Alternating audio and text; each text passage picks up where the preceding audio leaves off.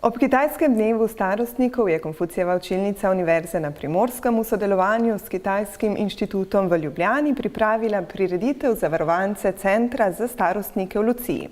Osnovnošolci in dijaki so pripravili pester kulturni program, v katerem so zapeli nekaj kitajskih pesmi, prikazali veščine pisanja kitajskih pismenk, pripravili obred in postopek kuhanja kitajskega čaja ter zaigrali kitajsko pesem na klarinet.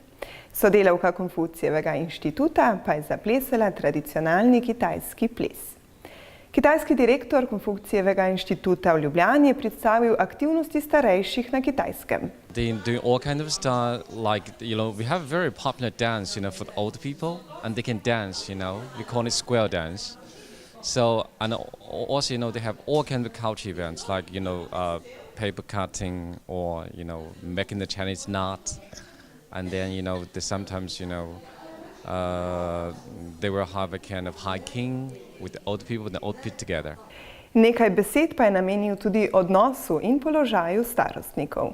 I think this is one of the most important festivals in China, so the most important one is maybe the Spring Fest, but actually here the Chongyang Festival is also very important because it's a very important occasion for the young people to respect the old people, not only in these days, because we advocate that we Chinese people try to respect the old people. The old people shall be very well treated and very nicely treated, Dogodek je nedvomno popestril dan starostnikom, prav tako so se med njimi dobro počutili tudi nastopajoči. Konfucijeva učilnica Univerze na Primorskem je tako pripravila lep dogodek in sledila svoji viziji sodelovanja in odličnih odnosov z lokalno skupnostjo.